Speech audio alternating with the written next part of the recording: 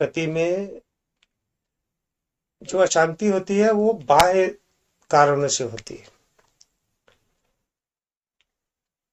बाह्य किसी भी कारणों से अशांति उत्पन्न होती है और वो बाह्य कारण जब समाप्त हो जाता है, क्योंकि जब किसी चीज की शुरुआत होती है तो वो निश्चित मानिए उसका अंत भी होगा। तो एक समय आएगा तो वो बाह्य चीजें जो उसको अशांत कर रही होती है वो शांत हो जाती है। तो शांति तो प्रकृति का गुण ही है, शांत होना। संतुलन खुद से करने वाली कोई बात ही नहीं होती। असंतुलन का हटना ही संतुलन है। जो भी चीज असंतुलित है ना वो हट गई, वो संतुलित हो गया। शांति हमें चाहिए, हम ये कहते हैं, हम सभी कहते हैं ना कि मुझे शांति चाहिए। तो शांत तो आप सदैव से ही हो, आपने अशांति को धारण किया हुआ होता है। और अशांति के कारणों का पता चलते ही उन कारणों को यदि दूर कर दिया जाए तो आप हमेशा से शांत हो। ये होता है। जी भैया, देखो अपन शांत रहते हैं और बिल्कुल नॉर्मल रहते हैं तो किसी बात को अपने ऊपर प्रेशर आ जाता है या कुछ भी महसूस विचार करते हैं तो अशांति हो जाती है, फिर वापस अपन धीरे धीरे शांत हो जाते हैं। बिल्कुल दीदी, बिल्कुल ये यही होता है। हम तलाश करते हैं शांति की, हमें तलाश करनी चाहिए अशांति के कारणों की।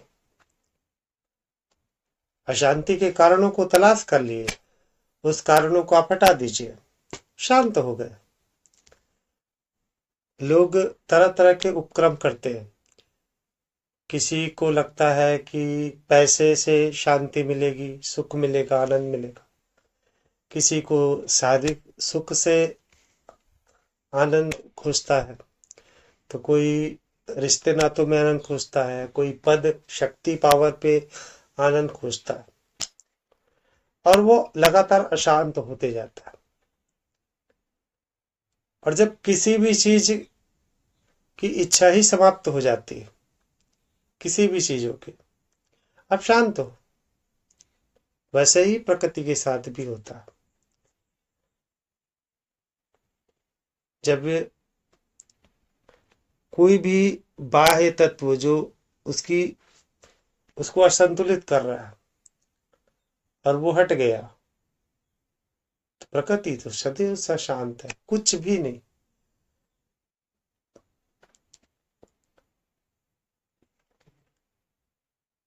चाहे हम शांति की बात करें, चाहे हम अंधकार की बात करें, प्रकाश की बात करें,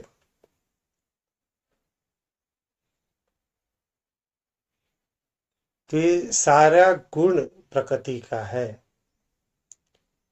शांत, शून्यता, पूर्ण शून्यता, जहां हर चीज का भाव हो।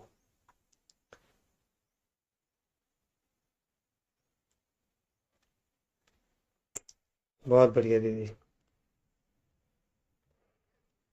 और बताइए आप सभी।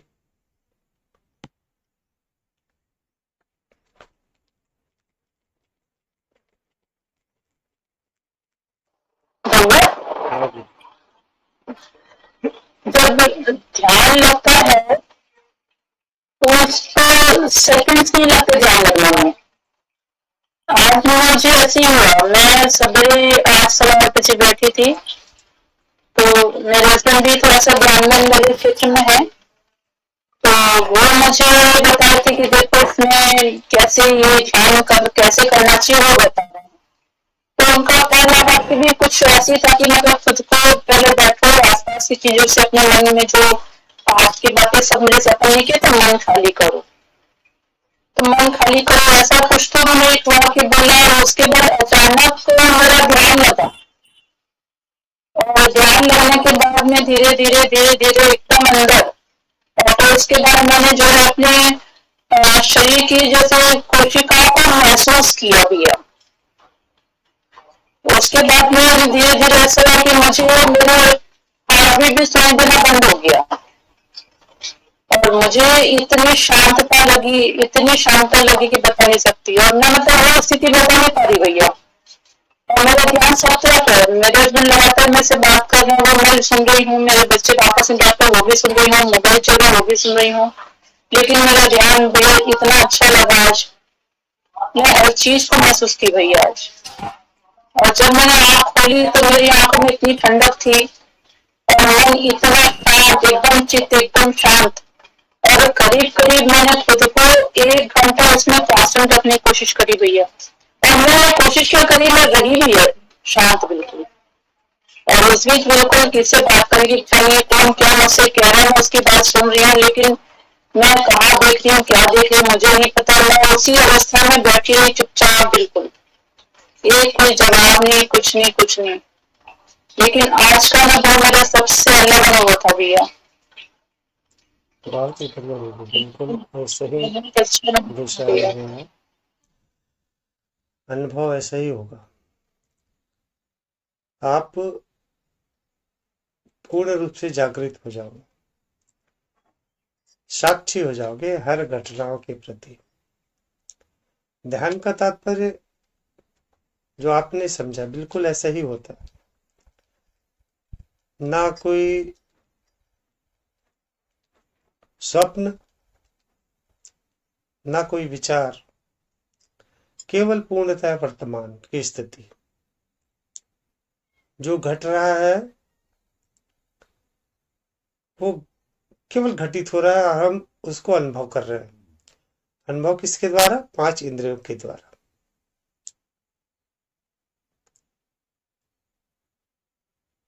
और उसमें कोई रिएक्शन भी नहीं करे, कोई रिएक्ट भी नहीं कर रहा। और यही स्थिति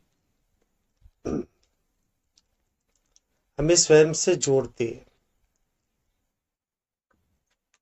और जब हम स्वयं से जुड़ जाते हैं तो हमारे अंदर जो भी प्रश्न होते हैं अध्यात्म से संबंधित, वो प्रश्न भी सामने आएंगे और उत्तर भी स्वतः ही आने लगता है। स्वतः ही सब कुछ आपको लगेगा कि आपको सब कुछ पता है, सब कुछ।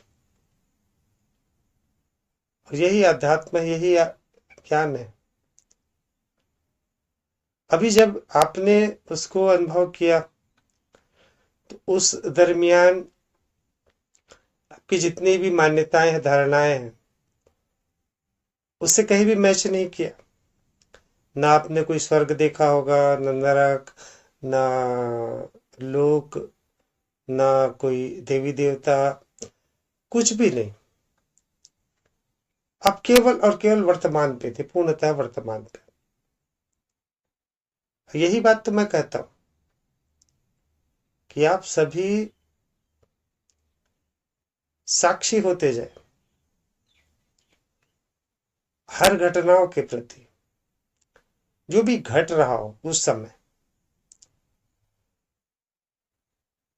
अभी जैसे आपने कहा कि आपके हस्बैंड आपसे बात कर रहे थे, वो भी सुन पा रहे थे।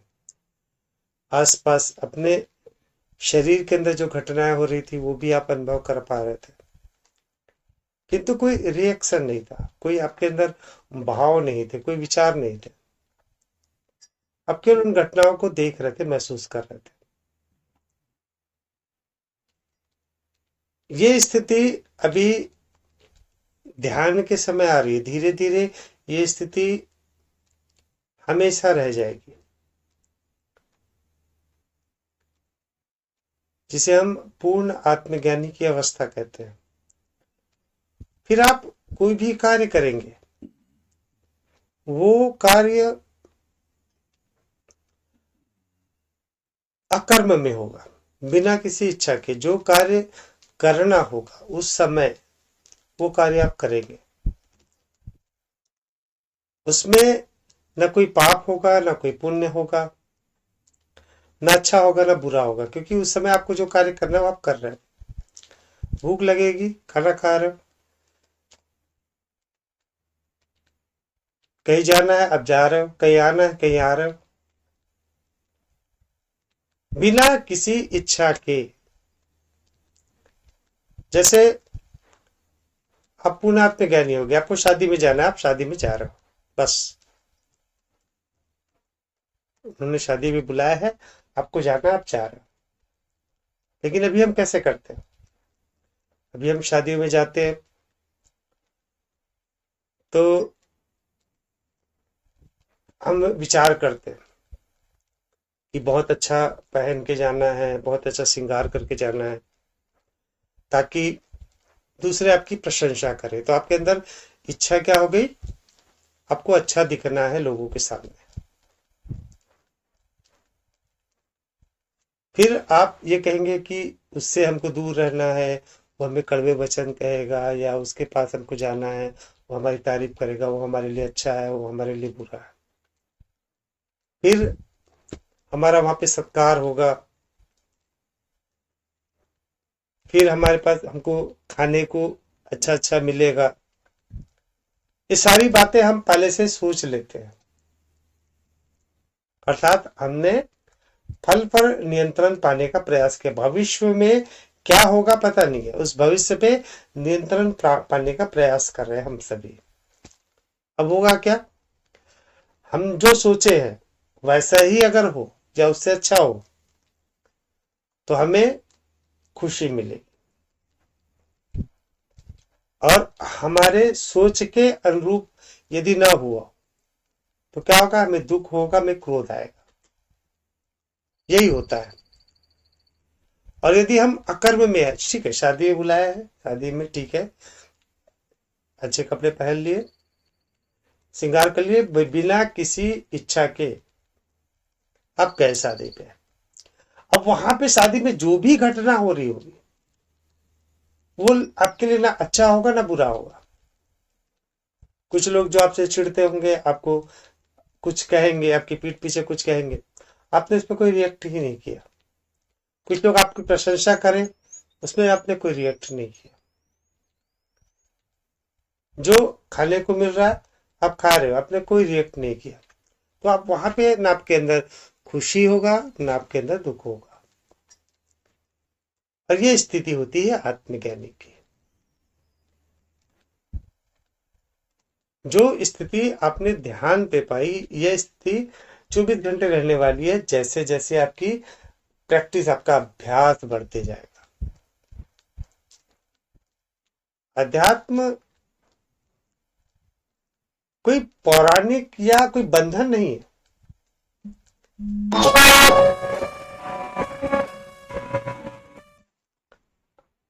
अध्यात्म केवल जीवन जीने की कला है।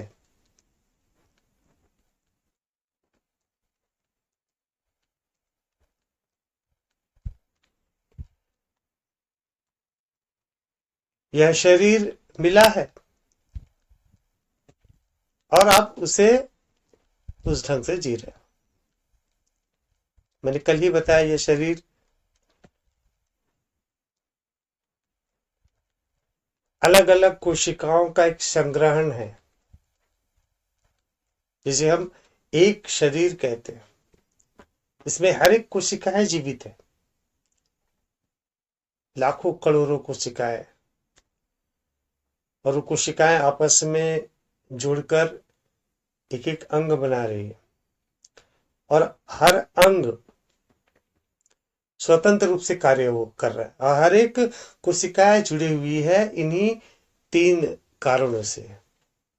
मोह, अपनी शक्ति पावर बढ़ाने के लिए,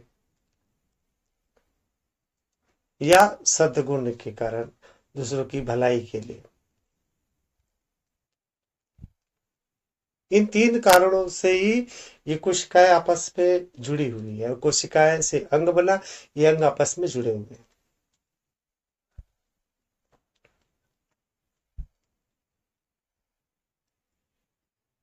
इस शरीर का 2 ही कार्य होता है।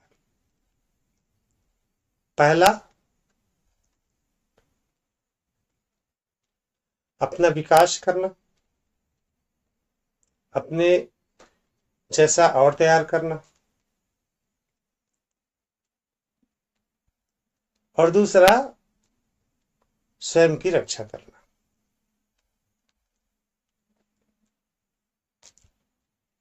और सारी प्रकृति ऐसा ही कार्य कर रही है, सारी पूरी पूरी सृष्टि जो दिखलाई दे रहा है दृश्य, पहला स्वयं का विकास लगातार करती रहती है, और दूसरा अपनी सुरक्षा के लिए कुछ न कुछ कार्य करती है। और सबने अपनी सुरक्षा के लिए कुछ न कुछ यत्न अवश्य किए।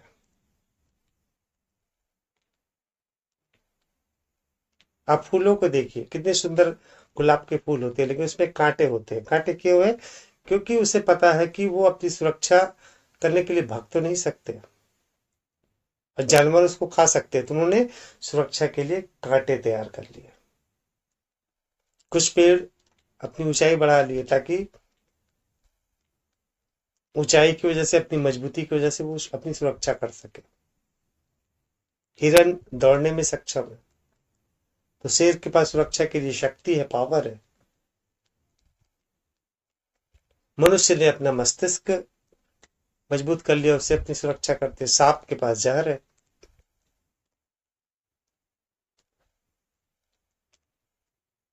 और अपने आप का पोषण करने के लिए वो निरंतर दूसरे का, या जो प्रोटीन विटामिन या जिस शरीर को चलाए रखने के लिए जरूरी होता है उसका भक्षण करते हैं।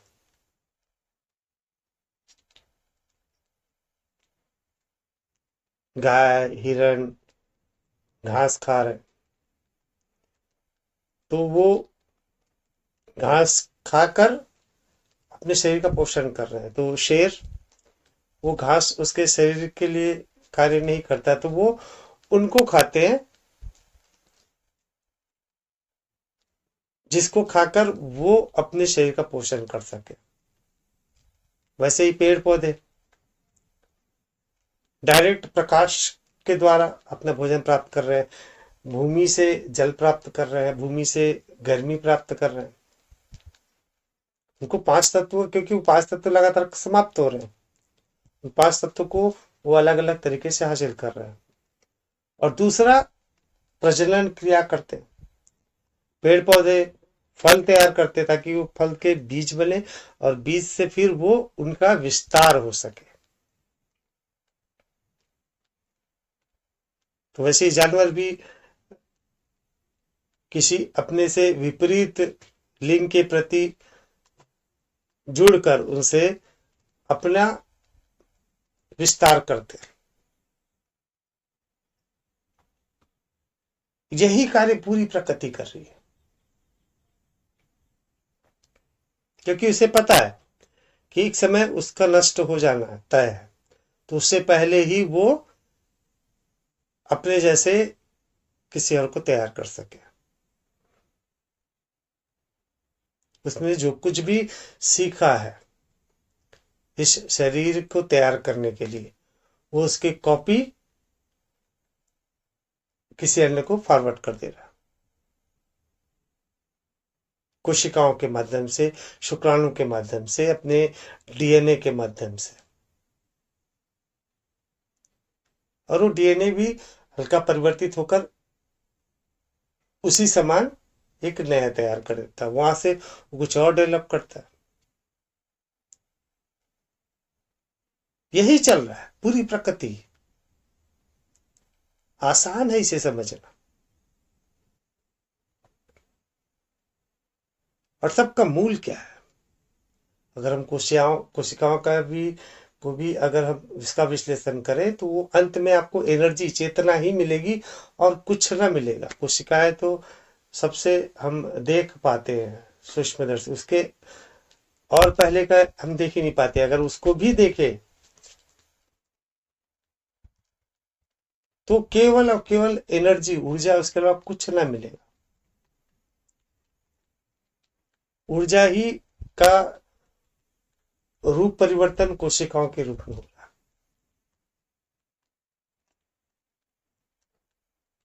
तो मूल क्या है? ऊर्जा ही है, चेतना ही है। तो उसी चेतना को, उसी ऊर्जा को जानना है, इसी का नाम तो अध्यात्म है। स्वयं को जानना बस।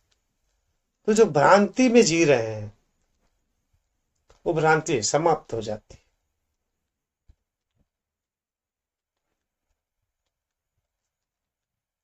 इसी को कहते हैं मुक्ति, मोक्ष। मुक्ति अर्थात बंधनों से मुक्ति, इस काल्पनिक मैं से मुक्ति। मुक्ति का अर्थ जो हमने परिभाषा रखी हुई है कि हम जैसे मरेंगे तो हमारी आत्मा आएगी और वो जो विष्णु भगवान या शंकर भगवान है जो भी है उसके अंदर घुस जाएगी।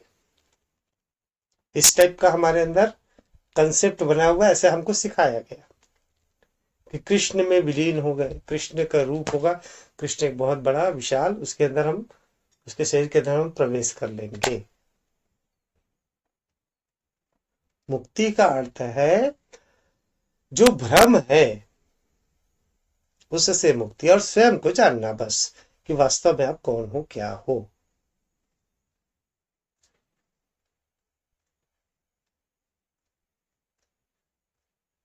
और ये शरीर आपका अंत नहीं है, आप तो अमर हो। ना आपका जन्म होता है ना आपकी मृत्यु होती है। चेतना वो एनर्जी।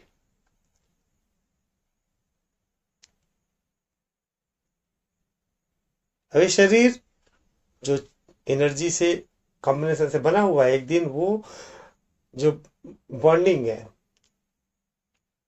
वो क्षीण हो जाती है और वो चेतना फिर बिखर जाती है, जिसे हम मृत्यु कहते हैं।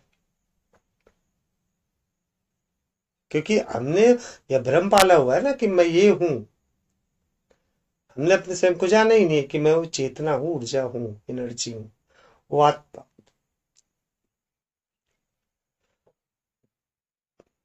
बिल्कुल सही दिशा में जा रहे हैं और यही प्राप्त करना है हमें।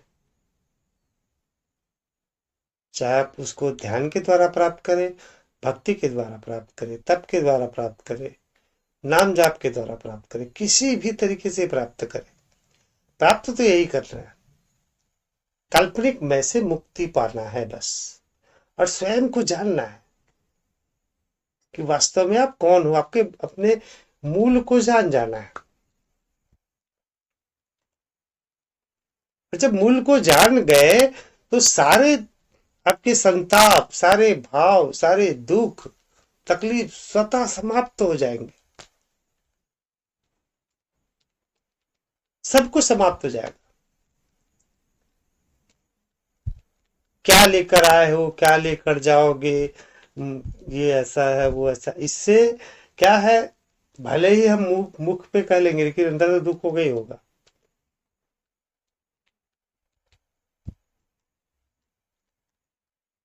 देखिए जब आप स्वयं को जान गए, उस चेतना ऊर्जा के रूप में जान गए, सब खेल को जान गए, अपने स्वयं के अस्तित्व को जान गए, आप जान गए कि आप क्या हो, फिर आपके अंदर क्या इच्छाएं क्या होगी। पूरा ब्रह्मांड आप हो। तो फिर आपके पास न मोह होगा धन का, न मोह होगा रिश्ते नातों का, न मोह होगा पद का, कुछ का नहीं। आप अकर्म में सारे कर्म करते रहोगे, सारे कर्म।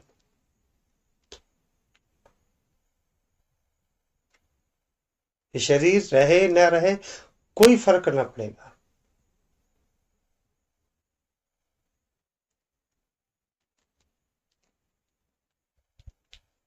मृत्यु का दुख क्यों होता है? मोह, मोह का दुख होता है, क्योंकि आपने इस जीवन से, इस काल्पनिक दुनिया से इतना ज्यादा स्वयं को बांध लिया होता है। तो जब पता चलता है कि सब कुछ छूट जाएगा एक झटके में, जिसे आपने संजोया है सारी उम्र, धन को, पैसे को, संपत्ति को, पद को, रिश्ते नातों को सब कुछ छूट जाएगा। अरे ऐसा छूट जाएगा कि दोबारा ना मिलेगा। ये वो यात्रा नहीं है कि हम ट्रेन पे गए, चलो 2 महीने के लिए जा रहे हैं, फिर वापस आ जाएंगे, मिलेगा, आपको पता हो गया ये अभी दोबारा ना मिलेगा। तो फिर वो छूटने की इच्छा नहीं होती, फिर वो डर, वो भय आता है मृत्यु का। मृत्यु उसलिए भयभीत नहीं होते, छोड़ के तो हम जाते ही है ना कई बार। 15-15 दिन के लिए छोड़ के जाते हैं बच्चों को। चलो हम तो यहाँ रिश्ते नातों के यहाँ गए हैं, घर को छोड़ के जाते हैं। आपको पता है कि आप वापस आओगे, ठीक है, कोई दिक्कत नहीं, आपको कोई दुख ना होगा, हल्का फुल्का हो गया तो हो गया। लेकिन मृत्यु में पता है कि अभी दोबारा ना मिलेगा, क्योंकि आप सारे इनसे बंधे हुए हैं ना बस। लेकिन जब आपके आत्मज्ञान हो गया, उस आत्मज्ञान को अपने आत्मसात कर लिया, तो शरीर के नष्ट होने का कोई भय ही नहीं होगा। तब वही चेतना है, वही एनर्जी है, आपके अंदर के भ्रम समाप्त हो गए हैं। यही आत्मज्ञान है, आत्ममंथन है।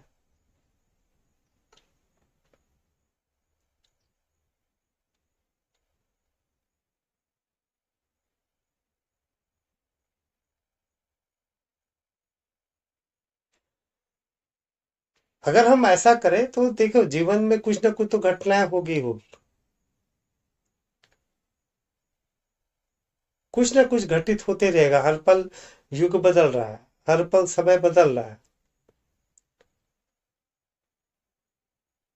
तो कई बातें ऐसी होंगी जो आपकी इच्छा के अनुसार हो, कई बातें ऐसी होंगी जो आपकी इच्छा के विपरीत हो।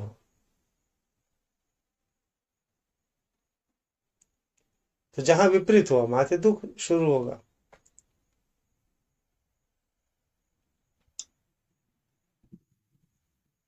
वैसा समस्या यही है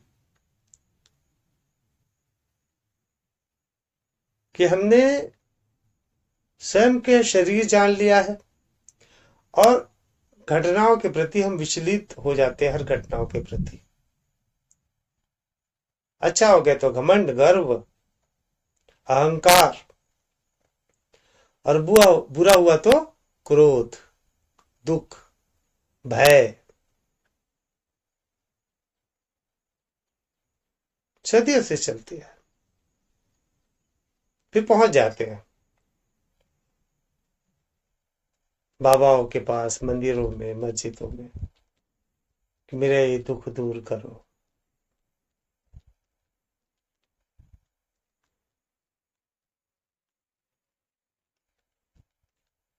और लगता ये है कि ये दुख समाप्त हो जाएगा तो फिर आपकी सारी समस्याएं समाप्त हो जाएगी।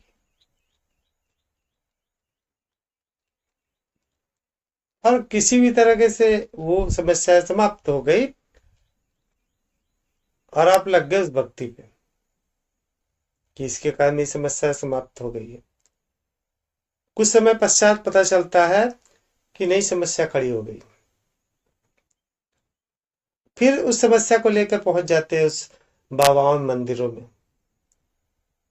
अब वहां पे उस समस्या नहीं हल हो रही है, तो क्या करते हो आप? तुरंत से तुरंत बाबा बदल देते हो, मंदिर बदल देते हो, भगवान बदल देते हो। पहले संतोषी माता थी, अब दुर्गा माता पकड़ लो। भगवान का ये जो आस्था है, क्यों बदलते रहता है बार बार? ट्रेंड चलता है ना, मैं आपको बताया ना। कभी शंकर भोले, तो भोले भोले ही चलेगा, हर कोई वही भोले भोले बाबा। तो कभी दुर्गा माता, तो कभी कृष्ण कृष्ण, तो कभी राम, कभी हनुमान। आस्था भी देखिए, आप पूरे जीवन का अपने देखिए, कितनी बार आपने भगवान बदला होगा, कितनी बार आपकी आस्था परिवर्तित हुई होगी। पूरे जीवन में आप देख लीजिए, कभी इसको मार रहे हैं तो कभी वो इसको मार रहे हैं, तो कभी ये योग मार रहे हैं तो कभी वो मार रहे हैं। कितने सारे बाबाएं आप बदल चुके हो।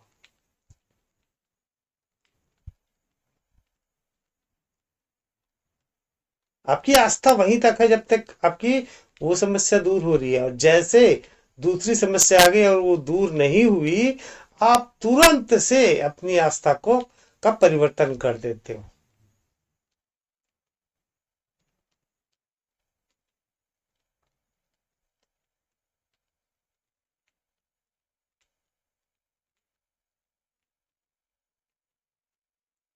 कई जगह पे ऑप्शन नहीं होता। जैसे अपने पास 33 कोटि देवी देवता है और उसके बहुत सारे बाबा है। मुसलमानों में एक ही है, तो ईसाइयों में भी एक ही है। तो वो लोग स्थान बदलते हैं, पीर बाबा बदलते हैं, अब अल्लाह को बदल नहीं सकते। तो ये पीर पे, ये दरगाह पे जाओगे तो आपकी मान्यता पूरी होगी। फिर वो कुछ समय तक वो दरगाह का ट्रेंड चलता है, फिर पता चलता है वो दरगाह नहीं, वो वाला दरगाह ज्यादा ज्यादा अच्छा से करता है, तो दरगाह बदल देते हैं। और कुछ भी नहीं हुआ तो फिर आपको कह दिया जाता है कि आप जिहाद करो, उससे आपकी समस्या दूर होगी। लग जाते हैं लोग फिर अपने जान को बाजी लगाने में।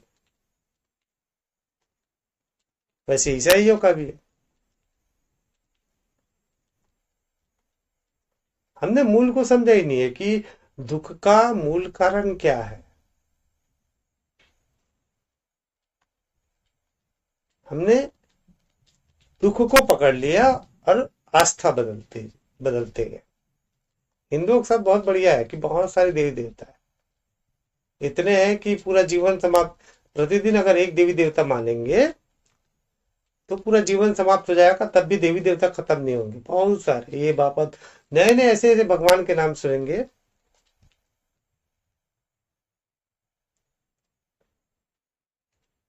ये देवी, देवी के भी कितने तरह प्रकार है। अगर ज्योतिर्लिंग की बात करें, कितने ज्योतिर्लिंग है।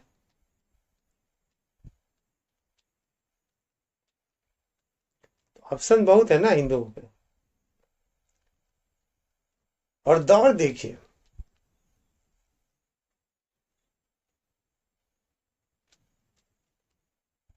कभी मैं देखता था कहाँ जा रहा हूँ, वैष्णो देवी, कहाँ जा रहा है वैष्णो देवी, कहाँ जा रहा है वैष्णो देवी। अब फिर उसके बाद पता चला कहाँ जा रहा है, शिरडी जा रहा है, कहाँ जा रहा है, शिरडी जा रहा है। फिर अभी और कुछ बदल के अभी चलो वहां जा रहे हैं, क्या बोलते हैं, वृंदावन जा रहे हैं।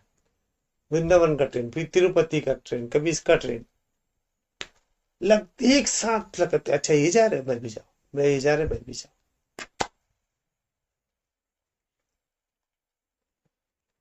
आत्मज्ञान से इन सबसे मुक्ति मिल जाती है। आप स्वयं को जब जान गए,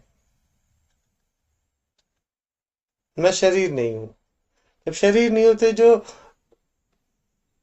जिसे मैं दुख कह रहा हूं वो वास्तव में दुख मेरा है ही नहीं। मैं तो कोई चेतना उड़ जाऊं, फिर कोई एक्शन नहीं होता। आस्था करे तो किस पर करे, आस्था ही समाप्त हो जाती है। इसलिए आत्मज्ञानी को लोग घमंडी कहते हैं।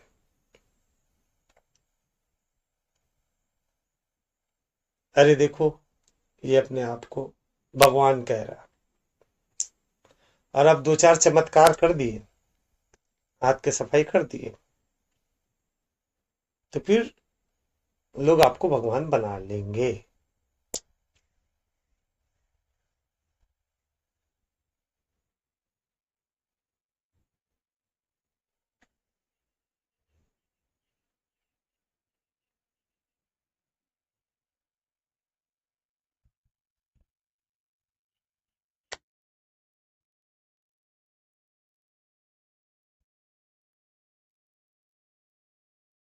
अब सभी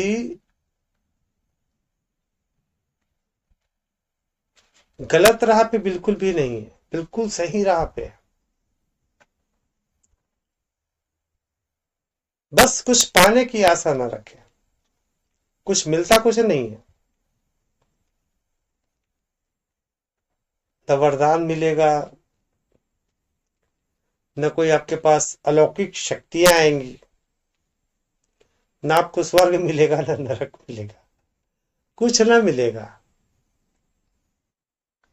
आप स्वयं को जानोगे, और जैसे आप जानोगे आपकी इच्छाएं समाप्त हो जाएगी, आपके दुख समाप्त हो जाएंगे, तकलीफें समाप्त समाप्त हो जाएगी, भावनाएं समाप्त हो जाएगी।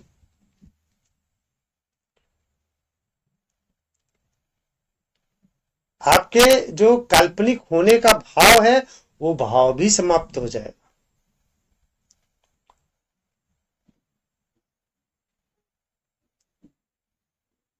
स्वयं को जानना ये तो जरूरी है ना, कि नहीं है? आप सोचिए। चलिए, अभी आपका जो भी नाम है, यदि कुछ आपके दिमाग में ऐसा कुछ करके आपके नाम को हटा दिया जाए, डिलीट कर दिया जाए, आप बेचैन हो जाओगे। मेरी परिचय तो बता, मेरी पहचान तो बता, मैं कौन हूं। वो परेशान रहेगा, उसके पास सारी सुविधाएं रहेंगी, रहने का, बैठने का, आरामदायक नौकर चाकर, टीवी वगैरह सारी सुविधाएं उनको दे दी है, बस उनसे उसका परिचय छीन लिया गया। उन सारी सुविधाओं के साथ वो खुश नहीं होगा। वो बोलेगा मुझे मुझे जानना है कि मैं वास्तव में कौन हूं, है ना। और एक काल्पनिक उसके साथ उसको पकड़ा दिया गया, वो खुश हो जाता है, संतुष्ट हो जाता है। अब यदि आपको कहा जाए जो अभी तक आप समझते हो वो आप नहीं हो, और इस धारणा को आपने पूर्ण रूप से मस्तिष्क में बिठा लिया, तो क्या होगा? आपके अंदर खोज शुरू होगी। और जब ये मैं नहीं हूं तो मैं कौन हूं? और इसी खोज का नाम है अध्यात्म।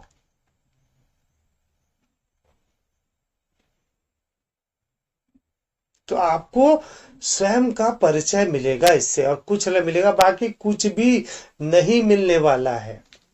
तो जो आपने परिकल्पनाएं कर रखी है वो परिकल्पनाएं पूर्ण रूप से हटा लीजिए, पूर्ण रूप से हटा दीजिए, कुछ भी ना मिलने वाला। परिचय आपको मिल जाएगा स्वयं का, और जैसे ही परिचय मिला वैसे ही आपके अंदर परम शांति, आनंद,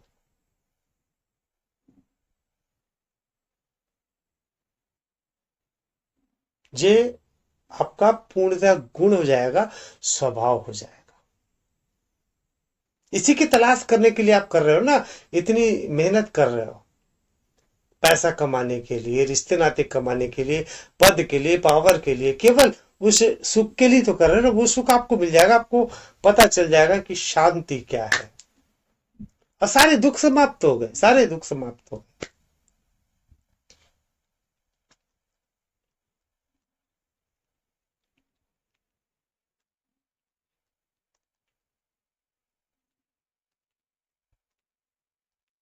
आपके अंदर सौम्यता आ जाएगी,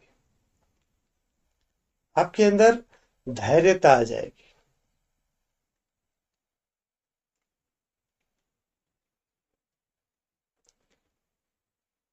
आप एक पूर्ण रूप से सुलझे हो जाओगे,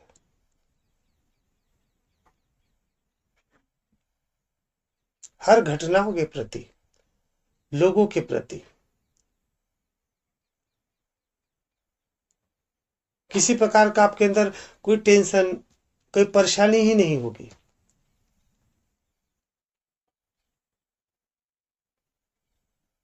साथ ही साथ आपके अंदर इच्छा होगी कि आपने जो प्राप्त किया है ज्ञान, इस सभी तक फैलाए, सबको तरीका बतलाए, वास्तविक अध्यात्म बतलाए, क्योंकि आप उस आनंद का विस्तार करना चाहोगे।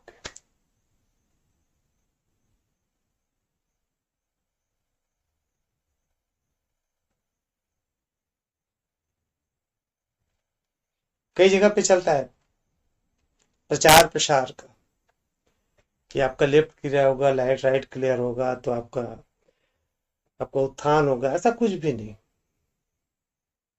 लोग निकलते हैं प्रचार में जिनको कुछ भी पता नहीं है, वो निकल जाते हैं प्रचार में। बोलिए ठीक है, प्रचार करने के माध्यम से ही होगा। मैं प्रचार इस कारण की बात कर रहा हूं क्योंकि आपने उस आनंद को प्राप्त किया है, तो उस आनंद को आप बिखराना चाहोगे। जो खुशबू आपने प्राप्त की है, जो शांति आपने प्राप्त की है, वो शांति का विस्तार करना चाहोगे, स्वतः ही इच्छा होगी। उससे आपको उत्थान का कोई भी लिंक नहीं है, लेकिन स्वतः ही आप बताना चाहोगे सबको, पूरे संसार में, उस शांति के विषय में, उस प्रेम के विषय में।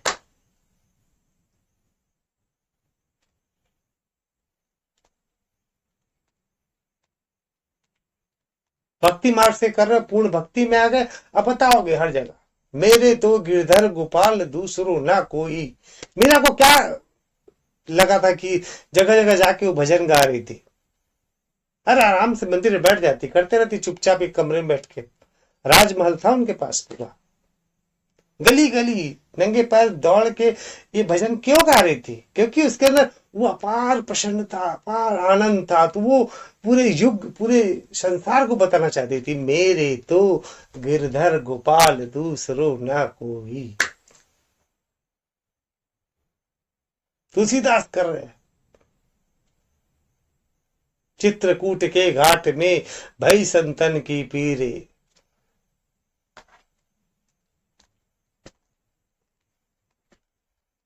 तुलसीदास चंदन घिसे तिलक करे रघुबीरे।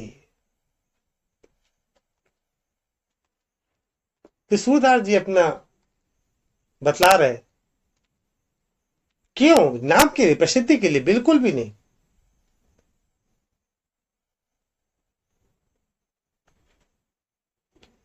तुलसीदास के सामने महाराजा अकबर अपना मुकुट नीचे रख दिए उनके चरणों पर कि मैं पूरा साम्राज्य आपको निछावर करता हूं। तुलसीदास की आंखों में आंसू।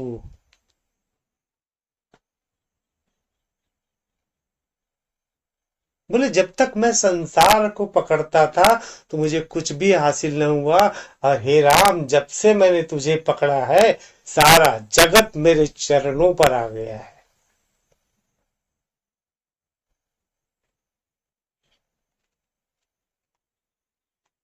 कबीर साहब लगे सबको बताने।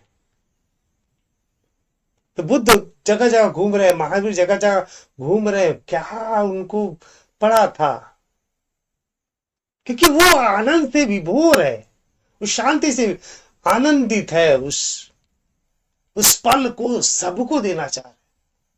कोई स्वार्थ नहीं है, कोई पैसा नहीं है, कोई पद नहीं चाहिए उन्हें, कोई पावर नहीं चाहिए उनके। तुलसीदास के पास तो पूरा अकबर ने अपना साम्राज्य रख दिया था। तो मीरा तो सम्राज्ञी थी, वो रानी महारानी थी, क्या कमी थी उनको? बुद्ध राजा थे, उनके पास तो पूरा राज्य पड़ा था, क्या था उनको दिक्कत? तो गली गली घूम घूम के बता रहे, क्यों बता रहे? कि वो प्रेम, वो आनंद, वो शांति सब प्राप्त करो। ये होता है प्रचार प्रसार। आपको कुछ पता ही नहीं है, कुछ आनंद आपको पता ही नहीं है। अरे भैया, हमको तो बोला गया है कि प्रचार करने से ऐसा मिलेगा, तो वो मिलेगा, चलो पंपलेट बांटो, तो इसको करो, आना भैया यहाँ प्रचार, आना। ये प्रचार नहीं। आनंद आप हासिल कर लो, सुख आप हासिल कर लो, उसकी एक झलक पालो, उस झलक को फिर लोगों को बताते चलो। बिल्कुल।